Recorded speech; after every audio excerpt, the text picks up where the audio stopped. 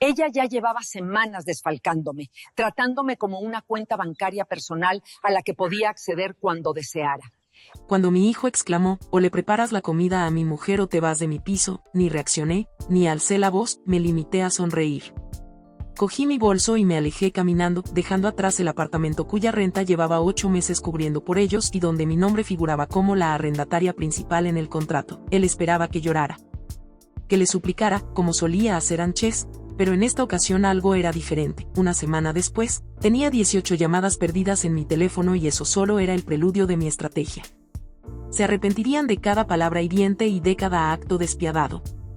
Antes de proseguir, deseo agradecerte por permanecer aquí y por escuchar este relato hasta este punto. Si esta historia está encontrando un eco en ti, te invito a compartir tu opinión en la sección de comentarios y a contarme desde qué lugar me escuchas hoy. Tu voz también cuenta en este espacio. Y ahora, sin más, te lo narro todo. Mi lista de la compra aún seguía en el bolsillo cuando atravesé la puerta del piso con los brazos cargados de bolsas del supermercado. La luz del sol de aquella tarde de martes entraba por la ventana de la cocina, bañándolo todo en un tono cálido y luminoso. En circunstancias normales, eso me habría llenado de alegría, hoy no era el caso. Valeria estaba sentada a la mesa del comedor pintándose las uñas de un tono rosa intenso. Tenía los pies apoyados sobre la silla que yo había adquirido con el dinero de mi jubilación. El bote de esmalte permanecía abierto y su acre aroma invadía la estancia por completo. Ni siquiera alzó la mirada cuando habló. Oye, prepárame un sándwich, ya que estás en la cocina. Coloqué las pesadas bolsas sobre la encimera con parsimonia. Me dolían los hombros tras ascender 3 pisos por la escalera cargada con la leche y el pan. Las asas de plástico habían grabado surcos rojizos en mis palmas. Perdona, dije. Me has oído, replicó Valeria sin dejar de pintarse las uñas. De pechuga de pavo y queso, no de esa carne económica que consumes tú. Algo sólido y frío se asentó en mi pecho. Había adquirido ese pavo selecto únicamente para ella y para mi hijo. Había invertido mi subsidio de apoyo estatal en alimentos que no estaban a mi alcance. Valeria, acabo de llegar. Necesito guardar la compra primero. Entonces me observó con esa mirada que siempre lograba hacerme sentir insignificante y absurda. ¿Qué inconveniente hay? Ya estás ahí de pie. Yo estoy ocupada con mis uñas. El verdadero inconveniente era que aquel era mi piso y estaba harta de que me trataran como a una empleada. Valeria apoyó las manos sobre la mesa para que secara el esmalte. Mira, Beatriz, ahora vives en nuestra casa. La palabra dejamos me golpeó como una bofetada. Llevaba 8 meses abonando el alquiler mientras ellos decían estar buscando empleo. Era yo quien surtía la despensa mientras ellos gastaban su dinero en cines y restaurantes. Valeria se levantó y avanzó un paso hacia mí. A sus 25 años era más alta y más robusta que yo, pero yo había lidiado con personas despiadadas mucho antes de que ella naciera. Tu hijo y yo hemos estado hablando, prosiguió, si deseas seguir residiendo aquí en paz, debes colaborar más. Es así de simple.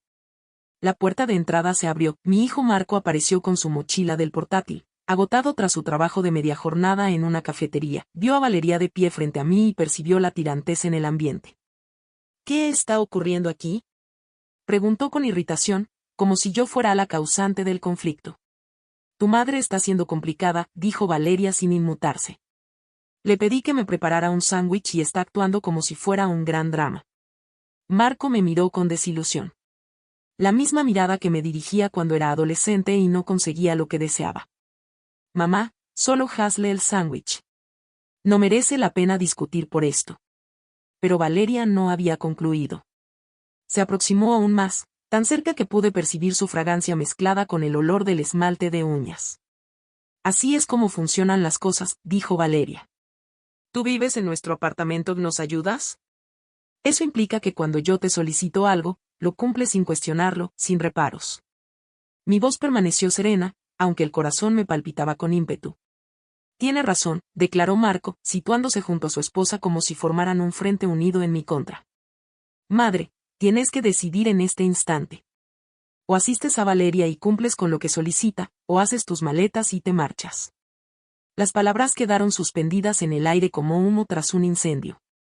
Observé a mi hijo buscando algún vestigio del niño que corría hacia mí cuando sufría pesadillas. Lo único que percibí fue la expresión severa de Valeria reflejada en su semblante.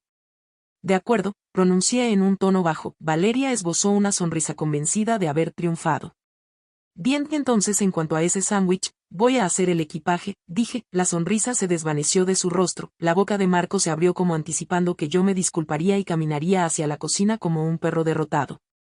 Me giré hacia el pasillo, dejando las bolsas de la compra exactamente donde estaban. Detrás de mí escuché a Valeria jadear y a Marco susurrar. Madre, detente.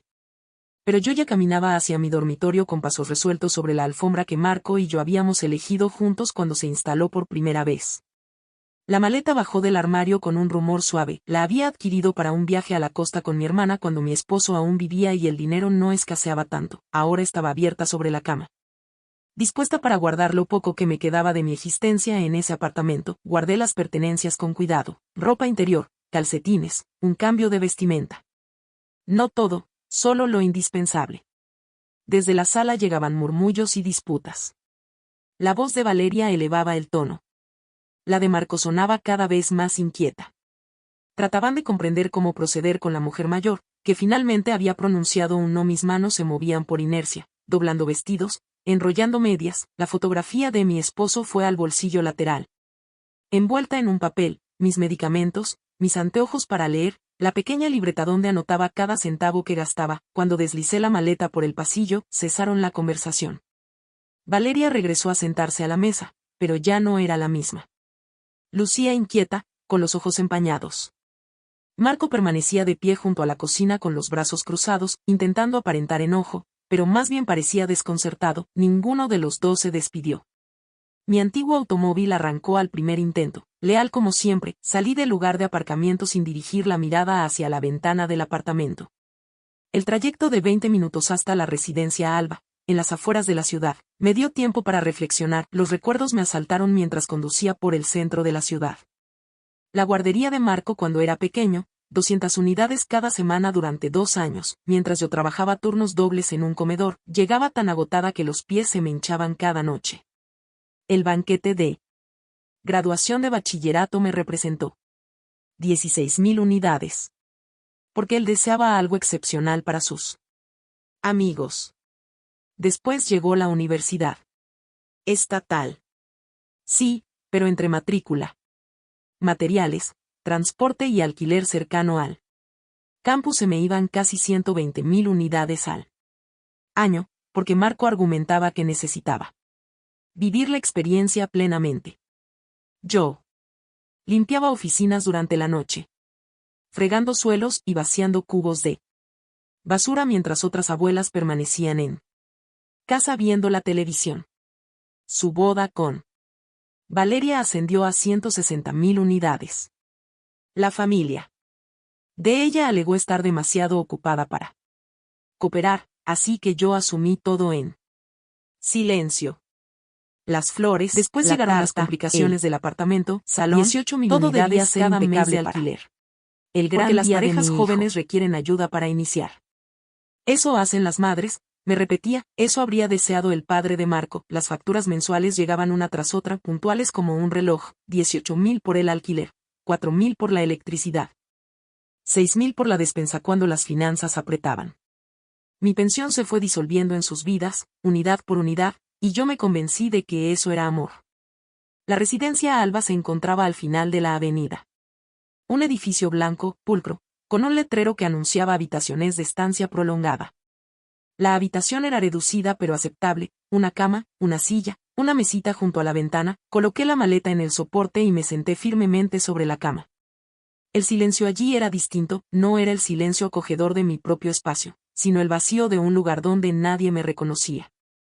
Tomé el teléfono y revisé mis contactos, el banco, el seguro, las tarjetas, números que conocía de memoria tras tantos años vigilando cada centavo.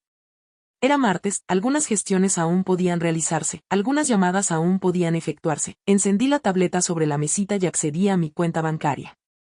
Los dígitos brillaron en la pantalla: cuenta corriente, ahorros, fondo de jubilación, cifras que representaban una vida de esfuerzo, de renunciar a pequeños placeres para velar por mi familia. El cursor parpadeaba, aguardando a que decidiera el próximo paso. El miércoles por la mañana amaneció gris y cubierto, tal como me sentía por dentro. Desplegué mis documentos sobre la mesa del alojamiento como una general trazando una batalla: estados de cuenta, pólizas, documentos legales, todo en regla. La primera llamada fue al Banco Central del Valle. Buenos días, señora Beatriz Mendoza, dijo la mujer al otro extremo de la línea tras presionar yo todas las opciones pertinentes. ¿En qué podemos asistirla hoy? Requiero suspender el pago automático del alquiler del apartamento 3B en el complejo residencial de la calle Encina. Cuenta terminación 7829. Escuché el sonido del teclado. Señora, observo que ese pago ha estado activo durante 8 meses. ¿Está completamente segura de que desea cancelarlo? Absolutamente segura. ¿Puedo preguntar el motivo? Los arrendatarios ya no pueden contar con mi soporte financiero. Más sonidos de teclas. De acuerdo, señora Mendoza. El pago automático quedará suspendido de inmediato. Recibirá una notificación de confirmación en 3 días hábiles. La segunda llamada fue más expedita. La compañía de telecomunicaciones había estado cubriendo los 2 dispositivos móviles de ellos dentro de mi plan familiar durante 6 meses. El teléfono inteligente de Valeria, el dispositivo de Marco, 2.400 unidades cada mes por aparatos que yo nunca utilizaba, facturas de consumo que jamás generé. Necesito retirar 2 líneas de mi plan familiar, le dije a la agente. Mi hijo y mi nuera requieren contratar su propio servicio a partir de ahora. ¿Cuándo desea que esto surta efecto? En este mismo momento. Las tarjetas de crédito tomaron más tiempo. Marco era usuario autorizado en 2 de mis tarjetas, una Visa y una tarjeta de una tienda por departamentos, 8.000 unidades cada mes que yo había estado cubriendo por artículos que nunca adquirí. Señora Mendoza, explicó la mujer de Visa, eliminar a los usuarios autorizados implica que ellos deberán solicitar sus propias tarjetas, cualquier saldo pendiente seguirá siendo su responsabilidad. Pero ya no podrán realizar nuevos gastos. Lo comprendo, elimínelos de inmediato. Cada llamada se sentía como liberarme de pesadas cadenas. 35 años trabajando como mesera me habían instruido sobre cómo operaban los sistemas. ¿Qué terminología emplear? ¿Cómo lograr que los trámites se cumplieran? Todo lo que estaba ejecutando era completamente legal y estaba dentro de mis prerrogativas. El cambio de la póliza de seguro de vida requería enviar documentos por correo, pero inicié el procedimiento. 1.000.000 de unidades que estaban asignadas a Marco, fondos que había acumulado para resguardar el futuro de mi familia. Pero ahora la palabra familia significaba algo diferente. Para la hora del almuerzo ya había realizado 6 llamadas. Pagos automáticos cancelados, servicio de telefonía dado de baja, tarjetas bloqueadas. Todo el flujo automático de fondos que había estado agotando mis cuentas durante meses terminó con conversaciones formales y números de referencia. Me recosté en la silla sencilla del alojamiento y observé mis anotaciones, números de referencia, códigos de confirmación, fechas exactas en las que todo cesaría, el rastro documentado de mi autonomía. Mi teléfono permanecía en silencio sobre la mesa. Ni una llamada perdida, ni un mensaje urgente. Aún no lo sospechaban, probablemente no se percatarían hasta que el primer pago no se efectuara, hasta que la primera factura llegara con sus nombres en lugar del mío, pero lo descubrirían muy pronto. Cerré la tableta y me acerqué a la ventana. Al otro lado del aparcamiento, un hombre de edad avanzada asistía a su esposa a subir al coche, sosteniéndola del brazo con esmero mientras ella se acomodaba. Quizás iban a visitar a la familia o tal vez al médico. Envidié esa complicidad, la forma en que se atendían con paciencia y delicadeza. Mi esposo y yo habíamos sido así en otro tiempo. Mi teléfono vibró sobre la mesa, número no reconocido. Lo dejé sonar. La semana transcurrió en calma para mí, pero evidentemente no para ellos. Yo ya había establecido una rutina en la residencia Alba: café en el vestíbulo, desayuno en el comedor de la esquina, extensos paseos por los vecindarios apacibles de San Miguel del Valle. Mi teléfono comenzó a acumular llamadas perdidas como follaje en otoño. Para el jueves había 9 mensajes, para el sábado, 18. Los escuché en secuencia, observando cómo transitaban de la perplejidad al enfado y luego a la angustia. Los primeros eran casi informales. Marco preguntando si había algún inconveniente con el pago del alquiler. Valeria dejando mensajes breves e irritados sobre el servicio telefónico interrumpido, pero para el viernes el temor ya se había instalado. Madre, ¿qué diablos está sucediendo? La voz de Marco se quebraba de inquietud. El propietario afirma que cancelaste el pago. Exige el importe completo para el lunes o procederán a desahuciarnos. Los mensajes de Valeria se tornaron cada vez más hirientes. Beatriz, debe solucionar esto de inmediato. La gente está preguntando por nuestras facturas. Nos estás haciendo parecer como si no pudiéramos valernos por nosotros mismos. Las llamadas más recientes resonaban con súplica. Marco llorando, prometiendo que encontrarían una salida si yo simplemente devolvía la llamada. Valeria intentando mostrarse cordial, expresando que lamentaba haber sido severa y que deseaba enmendar la situación. Borré cada mensaje tras escucharlo, sintiendo apenas una serena curiosidad ante su creciente desamparo. El viernes por la tarde, alguien llamó a la puerta de mi habitación del alojamiento. Por la mirilla los vi a los dos. Marco con su ropa laboral, Valeria en vaqueros y una camiseta arrugada. Ambos con semblante de no haber dormido bien. Abrí la puerta, pero no les permití el acceso. ¡Madre! Los ojos de Marco estaban enrojecidos e inflamados, su confianza habitual había desvanecido. Necesitamos conversar. ¿Conversar sobre qué? ¿Sobre qué estás intentando destrozar nuestras vidas por una discusión insignificante por un sándwich? Valeria dio un paso al frente, el rostro enrojecido de indignación. No estoy intentando destruir nada, dije con serenidad. Simplemente ya no estoy financiando sus vidas. El alquiler, madre, la voz de Marco elevó el tono. ¿No puedes simplemente dejar de abonarla? Esa es nuestra vivienda. En realidad, respondí, es mi dinero costeando su vivienda. Mi nombre figura en la cuenta bancaria, mi rúbrica en los comprobantes de pago. Ustedes solo eran residentes. Valeria tomó a Marco del brazo cuando él dio un paso hacia la puerta. Madre, por favor, ¿podemos solucionar esto? Valeria actuó incorrectamente al dirigirse a ti de ese modo, dijo Marco. Ambos lo hicimos. Pero no puedes simplemente dejarnos sin previo aviso, sin dialogarlo. Tú me planteaste un ultimátum, ¿lo recuerdas? O acatas lo que Valeria ordene o te marchas. Esas fueron tus palabras textuales. No lo expresé de ese modo. Sí lo hiciste. Observé a mi hijo y vi a un desconocido con su semblante. Habías querido pronunciar cada palabra. Solo no anticipaste que yo optaría por partir. Valeria cambió de táctica y suavizó su voz de manera artificiosa. Mira, todos pronunciamos palabras de las que luego nos lamentamos, pero estás hablando de nuestra vivienda, de nuestro historial crediticio, de todo nuestro porvenir. No puedes arrebatarnos todo así sin más. Si puedo y ya lo he hecho. Comencé a cerrar la puerta. Deseabas que me marchara. Me marché. Deseaban asumir el control de sus propias existencias. Ahora pueden hacerlo. Madre, detente. La voz de Marco se quebró, la familia y todo lo que hemos compartido juntos. Me detuve observando su semblante desesperado. Por un instante recordé al niño pequeño que se colaba en mi lecho durante las tormentas, aquel que me obsequiaba dibujos hechos en la escuela. Pero ese niño había madurado y se había transformado en un hombre capaz de permanecer en silencio mientras su esposa trataba a su madre como criada en su propio hogar. La familia opera en ambas direcciones, hijo, dije en un tono bajo.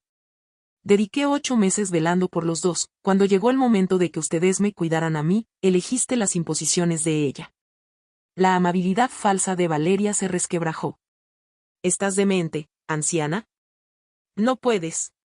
Puedo solicitar al servicio de seguridad si continúas alzando la voz, la interrumpí. Esto es una propiedad privada y estás perturbando a otros residentes. Me miraron fijamente, como si por primera vez en años me percibieran con nitidez. No a la madre de buen corazón, no a la futura abuela, no al banco ambulante, solo a una mujer que finalmente había aprendido a pronunciar un no. Valeria tomó a Marco del codo. Vamos, ya encontraremos cómo solventar esto por nosotros mismos. Caminaron de regreso a su automóvil. La actitud altiva de Valeria había sido suplantada por una postura encorvada y abatida. Marco volvió la vista hacia mí por encima del hombro como si contemplara a una desconocida. Los observé alejarse, luego cerré la puerta y regresé a mi mesa con la tableta. Aún restaban gestiones por realizar, cuentas por clausurar. La labor de concluir una relación unilateral estaba lejos de finalizar. Necesitaba café y tiempo para reflexionar con claridad. El comedor de la calle Encina siempre había sido mi refugio cuando mi esposo aún vivía. Allí me encontraba con él después de la jornada y compartíamos una porción de tarta de chocolate mientras conversábamos sobre el día. El jueves de la semana siguiente recorrí las 2 manzanas habituales. Mi aliento visible en el aire fresco de la serranía, la rutina se sentía reconfortante tras el enfrentamiento del día previo. Aquella mañana había vuelto a organizar mis documentos, repasando extractos bancarios y códigos de confirmación, como una estratega estudiando planes de combate. El timbre del comedor sonó cuando entré. El aroma a café y tocino creó esa atmósfera de cotidianidad que tanto anhelaba. Apenas me había sentado en mi mesa de la esquina cuando una voz conocida exclamó: Beatriz Mendoza. Bueno, mira nada más a quién tenemos aquí. Linda Morales se levantó de una mesa cerca de la entrada con el periódico doblado bajo el brazo. Habíamos colaborado juntas 12 años en el comedor El Molino antes de que ella se jubilara y se trasladara a los apartamentos para personas de la tercera edad. Linda trabajaba el turno matutino y yo el vespertino. Pero habíamos compartido suficientes cafés como para convertirnos en buenas amigas. Linda, me levanté para abrazarla. ¡Qué alegría verte! ¿Te importa si me siento contigo? No te veía desde el funeral de Ernesto. Se deslizó al asiento frente a mí sin aguardar respuesta. Escuché que te trasladaste a la residencia Alba. ¿Está todo en orden? La camarera trajo el café antes de que pudiera responder. Aproveché el intervalo para reflexionar cuánto debía revelar. Linda era confiable, pero también la principal difusora de rumores del pueblo. Asuntos de familia, dije finalmente. Necesitaba espacio para poner las cosas en orden. Linda asintió lentamente, examinando mi semblante. Tonora intentó devolver cosméticos costosos en la farmacia Hidalgo el mes pasado. Mi nieto labora allí. Mi taza se detuvo a mitad de camino hacia la boca. ¿Qué clase de cosméticos? De los costosos, de los que resguardan tras el mostrador, unos 4,000 unidades. Pero al revisar el comprobante, estaba abonado con una tarjeta que portaba tu nombre. El bullicio del comedor pareció disiparse. Mi tarjeta de crédito. Exacto. Ella alegó que era un obsequio tuyo, pero Jimmy, mi nieto, mencionó que parecía inquieta, como si estuviera falsificando. Dejé la taza con parsimonia, asimilando esa nueva información. ¿Cuándo sucedió eso, precisamente? Hace alrededor de 2 o 3 semanas.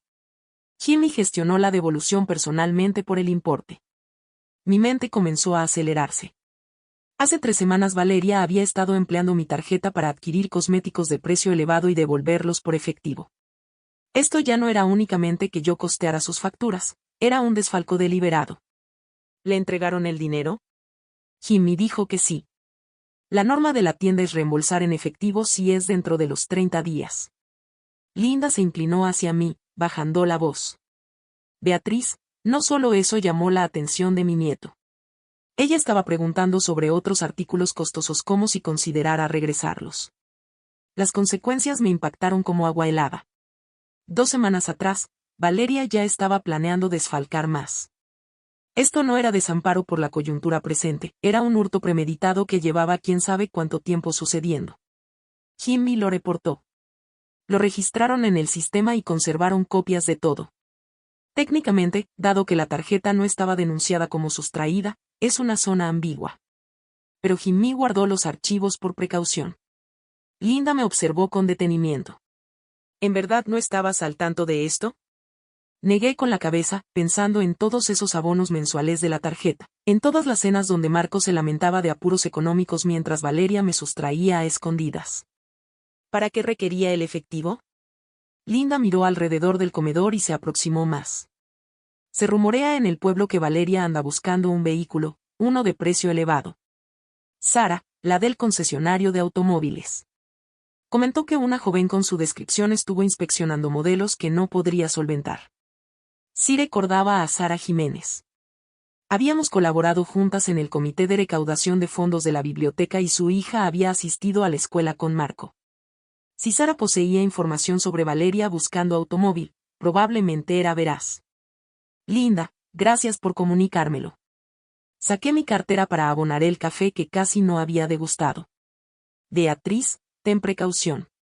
Una mujer que roba a su propia familia puede realizar otras acciones imprudentes cuando se percibe arrinconada. Regresé caminando a la residencia Alba, con la mente convertida en un torbellino. La imposición del sándwich de Valeria y su falta de respeto de repente adquirieron sentido. Ella ya llevaba semanas desfalcándome, tratándome como una cuenta bancaria personal a la que podía acceder cuando deseara. El ultimátum no versaba sobre respeto, sino sobre mantener el dominio del dinero que ella creía tener derecho a tomar. De vuelta en mi habitación del alojamiento, abrí la tableta y creé un nuevo documento titulado Pruebas, Valeria Torres. La información de Linda era solo el punto de partida. Si Valeria había falseado sobre esto, ¿qué más había estado ocultando? La comisaría de policía estaba a solo 6 manzanas, disponía de 2 horas antes de que clausuraran ese día. Tras almorzar, caminé directamente desde el comedor hasta la estación de policía de San Miguel del Valle, un edificio moderno de ladrillo que cuando era joven me intimidaba, pero que ahora se percibía como un aliado. En la recepción, un agente joven atendió mi denuncia con atención profesional. Señora Mendoza, usted afirma que su nuera empleó su tarjeta de crédito sin autorización. Observó el comprobante de la farmacia Hidalgo que Linda me había conseguido, cotejándolo con mi extracto bancario. Así es, nunca le concedí permiso para utilizar mi tarjeta y jamás validé esas adquisiciones. ¿De qué clase de adquisiciones estamos hablando? Me había preparado para esa cuestión. Cosméticos devueltos por efectivo. Según el empleado de la tienda, ella también interrogaba sobre otros artículos costosos que pudiera devolver posteriormente por dinero en efectivo. Selló los documentos con autoridad oficial. Esto constituye fraude con tarjeta de crédito. Deberemos contactar a la tienda para obtener las grabaciones de vigilancia y los registros de transacciones. ¿Cuánto tiempo demorará eso?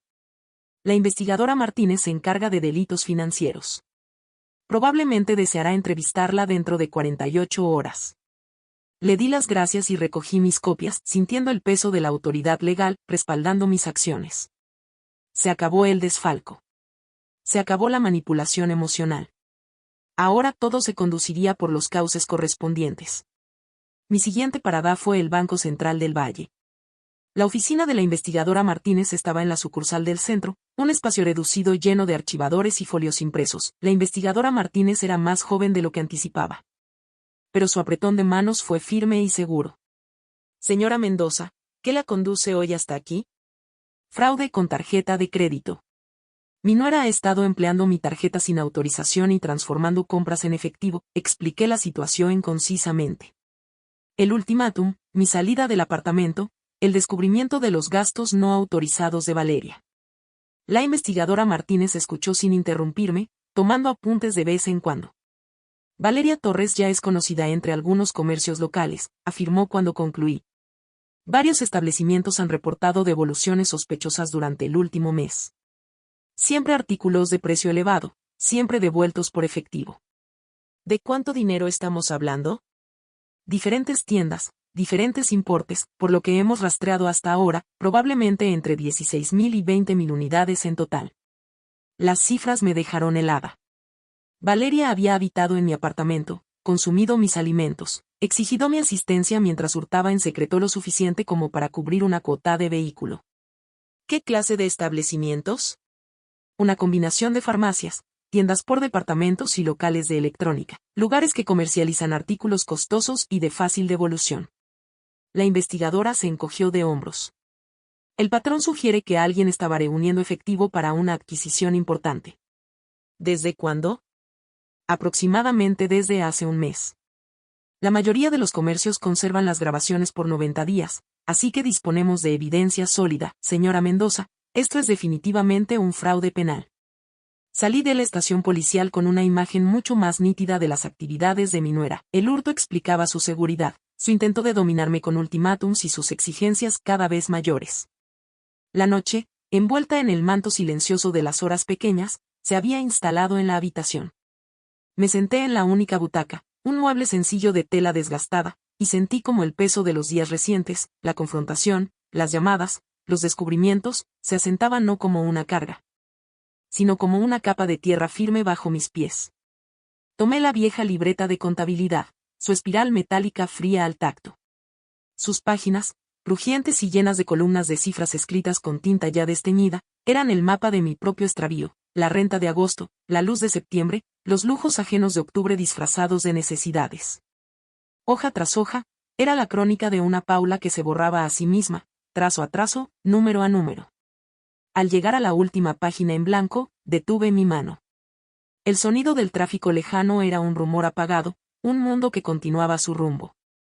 Aquí, en este pequeño cuarto, el tiempo parecía haberse condensado en un punto de quietud absoluta. No busqué un bolígrafo especial, usé el mismo con el que firmé el contrato del departamento que ya no era mi hogar. Y entonces, con una determinación que fluía desde un lugar profundo y recién descubierto, escribí. No eran solo frases, eran los mojones de una frontera recién trazada. La paz no se mendiga ni se negocia. Se reclama con el silencio de quien ya no tiene nada más que decir. La dignidad no es un sentimiento, es el territorio último del ser. Un terreno sagrado que no se concede, se defiende. Y su defensa comienza con un solo acto, nombrar el abuso y retirar el consentimiento. Cerré la libreta. El gesto fue tan definitivo como el de haber cerrado aquella puerta días atrás. La batalla legal que se avecinaba, con la detective Martínez, con las grabaciones de seguridad, con los informes bancarios, era un proceso necesario, un ritual externo para sanear lo que ya había sanado por dentro.